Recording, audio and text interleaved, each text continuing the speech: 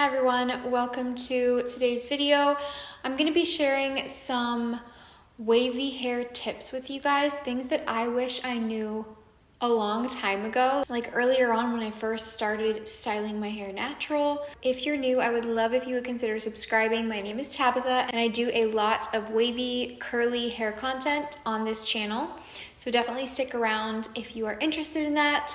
I also do a few vlogs here and there as well, but I hope that today's video will be helpful for you guys, and let's just go ahead and get into it. So the first thing I kind of want to go over has to do with product usage, and this is something that I feel like is talked about in a very blanket kind of way when it comes to curly wavy hair. A lot of people say don't be afraid to use a lot of product, curly hair really needs moisture, and while that is true a lot of the time, we all have very different hair types and hair needs, and I think a lot of it does come down to fine hair versus coarse hair. That could be the difference in how much product you're using. Like I said, it's often said that with curly hair, don't be afraid to use a lot of product, and a lot of people do need to hear that if they have very coarse curly hair. But my hair personally isn't as coarse as it used to be. It was quite coarse when I was younger, and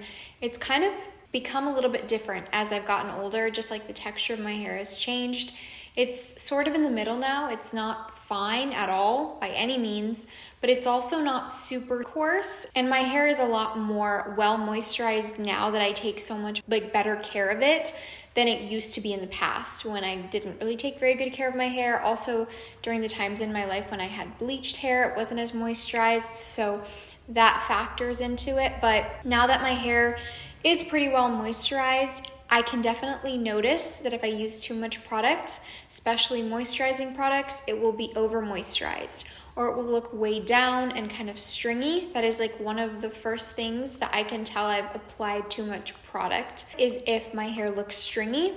And I think that especially happens with people with very fine hair. Their hair gets way down very easily, and that's why I always say that with fine hair, it can be a lot better to use gels versus creams. And that doesn't mean you can't ever use creams or any type of moisturizing product, but it's just to say that gels tend to work better with more fine hair. And if you have really coarse hair, a lot of the time it can be better to use more creams and more moisturizing products, at least underneath your gels or your mousses or whatever else you're using for really strong hold. But anyways, I don't want to ramble too much here. My point is basically just that a lot of the time with fine hair, less is more, and then with really coarse hair, the thing tends to be that more is more.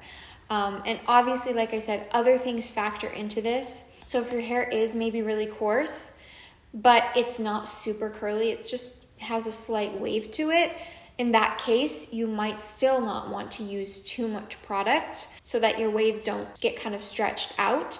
But a lot of the time, I find that, like I said, the difference is fine hair versus coarse hair. And since my hair is kind of in the middle, I tend to kind of be balanced with those things. I really like to use a cream in my hair, but I will try to use a lighter cream and not too much of one. And then I also really like to use gels and mousses as my main styler to really hold my waves in and add a definition and get them to look scrunched up and all of that. So that has helped me a lot, is realizing to apply the amount of product that your hair type needs. Another thing that I wish I had known so long ago, back when I first started my hair journey, is that you don't have to finger detangle. You can totally use a brush, and I understand why they are kind of talked down on, because a lot of us, before we got into the wavy curly world, we were brushing our hair all the time, and we were brushing it when it was dry, which is the thing that makes the biggest difference and the thing that can actually damage your curls. I do think that my hair probably did benefit a little bit from just finger detangling for a while and not using a brush that was pulling on my hair all the time. For a while there, didn't even own a brush. I was just finger detangling with conditioner in the shower and calling it good. And while that did work, It's a lengthy process. It takes a while to detangle all your hair in the shower, even if you have a conditioner or a really slippy product to use. Just using your fingers takes some time. And I think I just heard that it wasn't good to brush your curls out, so I just thought that kind of meant all the time. And so I just didn't really use a brush on my hair much. And then I realized the time when it's not good for your hair to use a brush is when your hair is dry and styled and you brush through your curls, because then they're just gonna get big and poofy. And I mean, even if your hair isn't styled, for me, if I just wash my hair, let it air dry completely with no product, and then I brush it out, it will get big and poofy and crazy, and I will have like wild lion's mane hair, because that's just how my hair is. And I think for most of us, to be honest, that's how our hair is. There are some people that have very, very fine hair and they brush through their curls and they still look beautiful. But I think that is a little bit more on the rare side. I don't think it's usually too common to be able to just brush through your curls and have them still look smooth. And regardless of whether or not you have frizz or poofiness, you're still going to lose some of that definition because you are brushing out. So I think that's the main thing to take away, and kind of why that was preached so much to not use a brush, because now I brush my hair all the time in the shower, and sometimes I even brush it after I get out, like right before I put product in. I'll brush through my hair while it's still wet and then shake it out and scrunch it and add some product in it, and it gives me a lot of volume because it really separates my hair really nicely. And sometimes I'll do that when I don't really want clumps in my hair, and I haven't, it doesn't do any damage to my hair. I don't notice a difference in like my curls still look, or waves still look really nice. It's just a matter of brushing it while it's still wet. And sometimes I do also brush my hair while it's dry, but just like right before I get in the shower. Like if I feel like it's really, really tangly and I want to get some of that out before I wet my hair, so I'm not like standing there trying to detangle while I'm like wet and cold. So I will just sometimes detangle a little bit before I wash my hair while it's still dry, as long as I'm not going to be like going out or doing anything. I'm going to wash my hair right after that anyways. So yeah, I wish that is something that I discovered earlier, because I think it would have made it easier to not have to take all that time to finger detangle. It also hurts. Like it's a lot less painful to have a good quality brush than it is to be running your hands through your hair trying to get all the tangles out. Anyway, I feel like I'm talking a lot on each of these kind of topics, but I just want to be detailed and share like my in-depth thoughts, I guess. Another thing I kind of wish that I had realized earlier on, and I think the reason that this affected me so much was that I had such poofy hair growing up, and it was so crazy, and I had no idea how to manage it.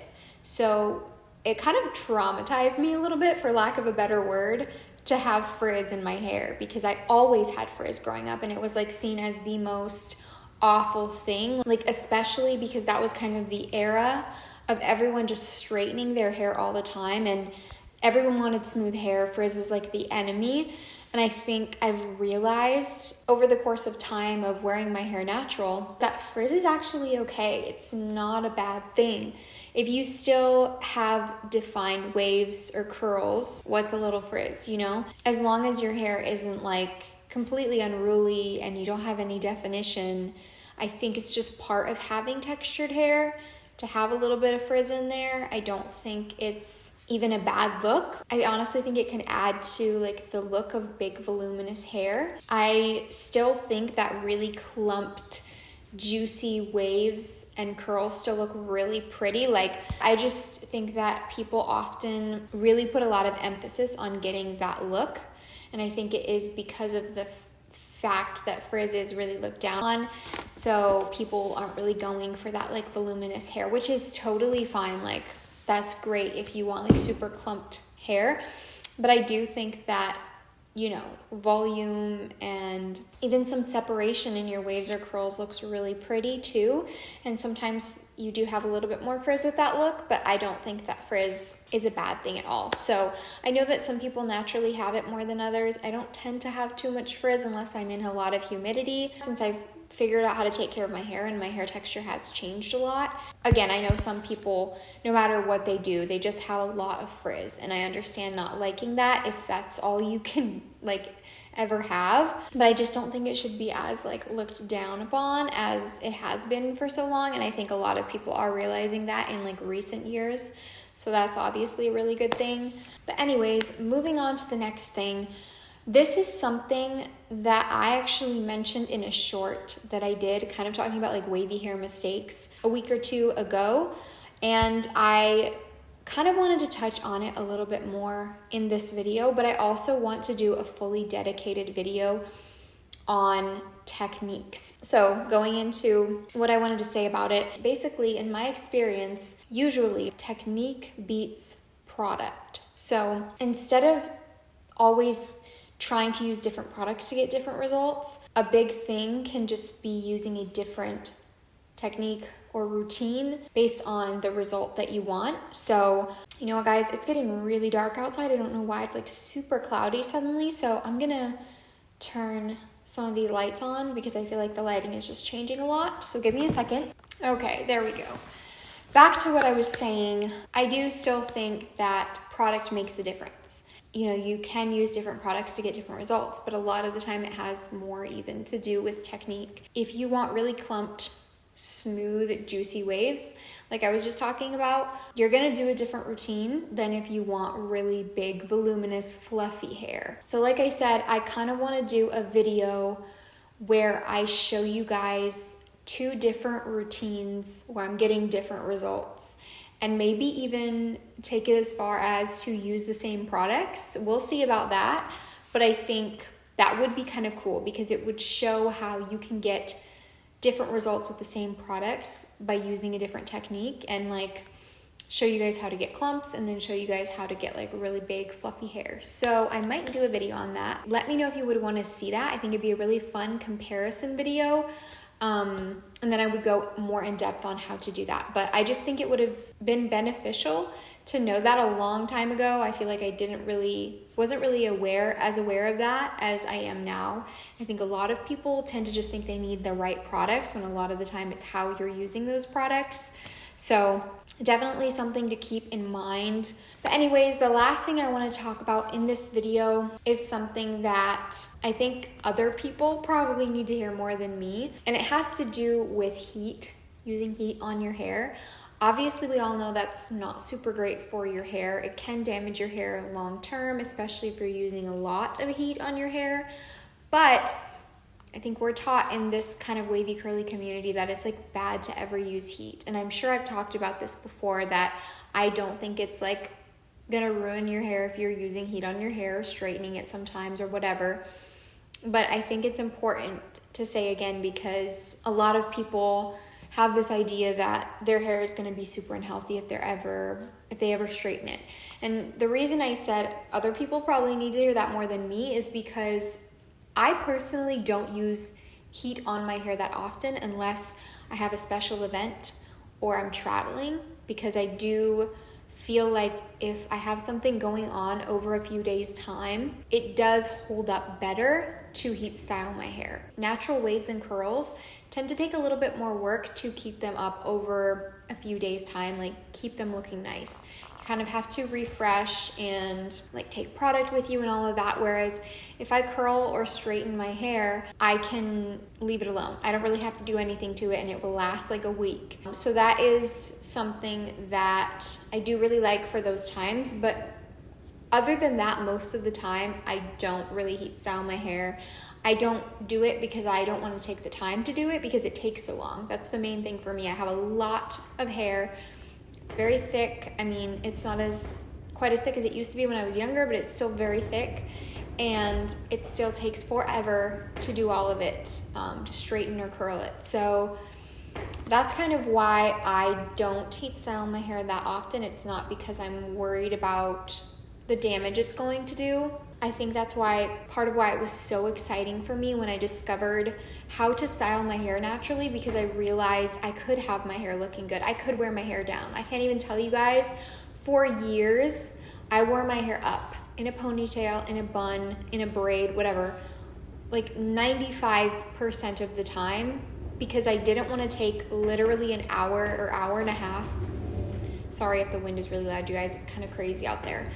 But I didn't want to take such a long time to heat style my hair all the time. I didn't have the energy, I didn't have the time, and wearing it down was just crazy. Like, it was just, you know, poofy, frizzy, didn't really have any like definition to it, but it wasn't straight either. It was just big hair basically. So I never wanted to wear it down. That's why it was just so exciting for me when I realized that I could actually style my hair with product, my natural hair, when I get out of the shower, and it's gonna look good. Like, I can have hair that I like and wear it down. So now, in the last 5 years, I wear my hair down way more than I ever did in my whole life, because of the fact that I actually like how it looks down now. But anyways, that's kind of like a side rant, I guess. I just wanted to say that because I didn't even really heat style my hair much when I was younger either, because I just didn't want to take the time that it took for my long, thick hair. So it wasn't really hard for me to give that up. In the beginning, even when I was first thinking I should never heat style my hair, it wasn't really hard for me to give up because I hardly ever did it. But then after I started wearing my hair natural, I realized that I do sometimes like to have straight hair, or I like to have like a very loose, fluffy like wave to my hair, like that you can only achieve with heat basically. Or sometimes every once in a while I would even want really tight curls. So I realized that that's okay for me to do. Like, I can do that to my hair if I want to. And that was like freeing, even though I still didn't do it that often. Like, I still don't do it that often because it takes so long. But my point is just basically that if you want to do that, do it to your hair. Like, it's not going to ruin your hair. If you are straightening it every day for a week, or, you know, consistently for a few months, you will probably notice a difference in your hair texture, that your curls or waves aren't as defined, but that doesn't mean they're ruined, and they will come back. But I think, like, especially if you're just doing it like once or maybe twice a month, you're fine. Like, your hair is going to be okay. So anyways, that is it for this video. I'm sorry if it was really long. I kind of ended up talking longer than I usually do, or than I thought I would.